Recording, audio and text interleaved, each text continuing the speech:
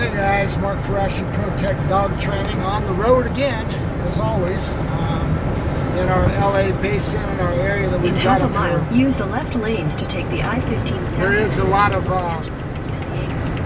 distance to be traveled when we do business in this area, because you've got to go long ways to get to things that are going on the outside edges of things, because most people live way out. If they've got training facilities, whatever, they don't live in the city. So we're still working on that project to get this dog back from Europe. We've got the dog, the one that we're going to go ahead and place for the officer, but we're still trying to put the whole project together. And the whole idea is to be able to benefit everybody that's going to touch this with a little bit of promotion, right? A little bit of visual on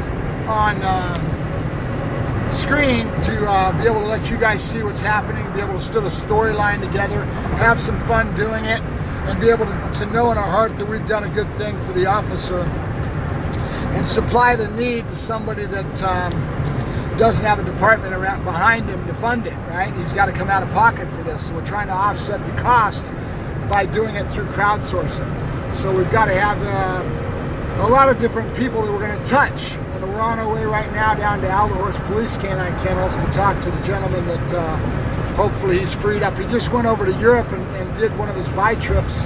They bring in 30, 40 dogs, and a lot of different departments out here are already contracted to have the officer go through the school. Usually the way it works, we educate you guys a little bit. The dogs are green dogs is what they call them. That means they've been developed by somebody like me that does all the protection work and develops the dog to be able to qualify to go into law enforcement or to maybe go into sport or whatever it may be. But it's trainers like me that are doing this over in Europe. And then they will go over to Europe and they'll make what they call a buy trip. They'll go over, and if they've got a lot of good connections, the dogs will be all centralized. And this facility here is Horse Police Canine Kennels. And I'm not sure that they're going to take the pitch. I'm trying to pitch the idea to them to go ahead and take this project. But they may not, but I'll use them as a talking point anyway, right? So they go over and they get 30 or 40 dogs on the plane. They're already doing all the bite work. They're usually from about 15 months of age to 2.5 months of age. 2.5 years, excuse me. 15 months to about 2.5 years of age. And David Reavers, the gentleman that started this training firm, started it way back in the 70s, and I like to look at David as being the godfather of the police canine in the United States. And that really is a true statement, because he's one of the first ones that started back in the 70s to go over to Europe and put this whole thing together, doing these buy trips and then servicing the law enforcement out here in the LA basin, which means Orange County, LA, all over. He has police canine firms all over the place. And they know that he knows his bloodlines. He goes over and over the years, he's tested every one of the dogs. He wouldn't let anybody else test him. He would go over there. Well, now the gentleman's getting a little older, and his son went through special forces and is very well qualified to take over the business. So from day to day, David's still out there, don't get me wrong. At 81, 82 years of age, this old man's still out there taking bites. He's a tough old bird. Very well respected in the industry. I've got so much admiration and respect for him, it's not even funny. So I'm on my way to go ahead and talk to Michael, who's kind of taking care of the day-to-day business nowadays. He just got back from Europe doing one of the buy trips. He's got 30 or 40 dogs that just came in a few days ago. And he's a busy man, so I wasn't able to catch the bus for this dog that I needed to get back here. And there's no telling. I mean, he could have told me he was full. He could have not wanted to do business with me. You don't know. I know him just well enough to be able to go shake his hand and be able to knock on a door. But I don't hang with him every day. They're not a personal friend. They're colleagues. They're associates within the industry, right? So I'm going to go try to see if I can pitch the idea of getting him in on the project and going through the class with the dog and getting him ready for the officer is my goal. But I don't know if he's going to take the it'll be like a ride-along. I'll go through the class, I'll do the training, being a professional.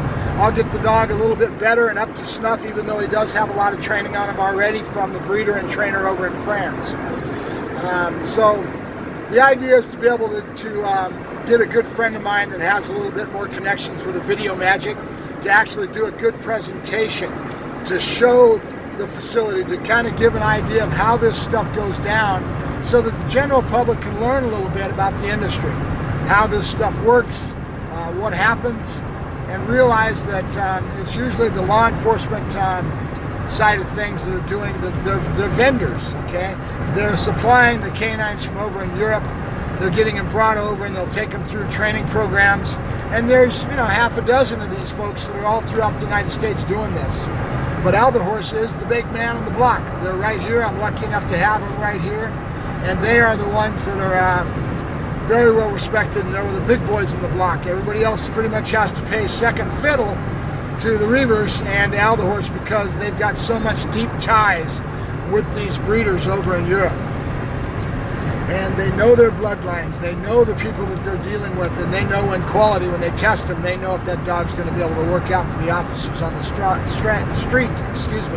So bottom line is, that's why these officers go to them and sign contracts with their company, because they will have the quality in the dog and the maintenance. They call it maintenance. After this dog's certified, and the officer, usually a green officer that has no clue, goes through the school with the dog, they get done in six weeks or so, and they go through their school and they get put onto the street. Now they're going to have the help from their department, and their department has their whole training that they go out and they do, and they stay on top of it. But the dog still has to stay on top of his maintenance, meaning being certified for the drugs, for the bombs, whatever it means. The officer still has to do this on a normal basis. Usually it's yearly, sometimes it's so many times a year, whatever it may be. They still got to go through the school and keep the certification up. And that's what a firm like Alderhorst supplies to them. And then if there's any need in a court of law as far as having an expert witness, David is one of the ones that's had a lot of this go on over the years, and is able to go into a court of law and stand up for them in a court of law as an expert witness. And that's part of their contract. They will service that officer and make sure that they stand behind them in the court of law with that expert witness being able to go through their firm. So that's the sort of things that a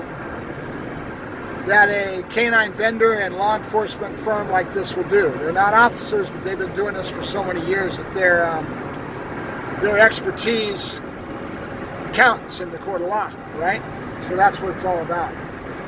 Me, I'm just a Johnny-come-lately, and I'm just a rookie that's out here, not really a rookie, but a professional that's touching them now and then because of things that I do like this. I've already taken one dog through their school and actually paid for the school and got the dog certified as a bond dog. That was Maury. And I ended up selling Maury as an executive protection dog, and that certification's not worth the paper it's written on nowadays, because the certification hasn't been kept on top of.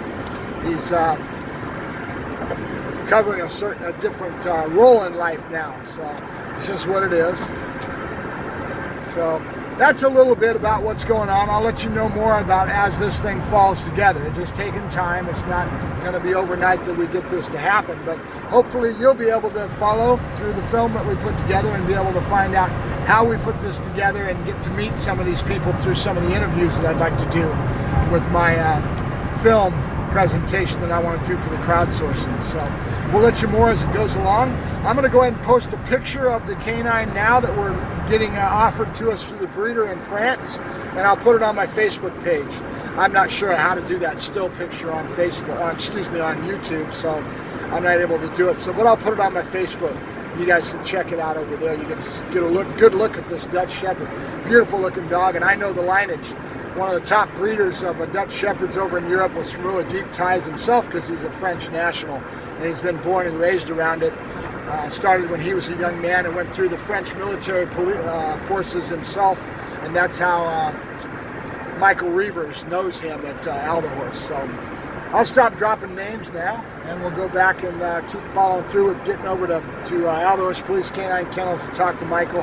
Hopefully he's free today, and I'll pitch this idea to him and see if he's willing to come in on the project. If not, we'll back up and come at it another way.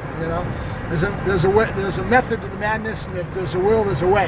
That's my philosophy in life. I will overcome. I will persevere. I will get this to happen. So stay tuned. Mark Ferrasci, ProTech Dog Training, signing off. Have a good day, guys. Bye-bye.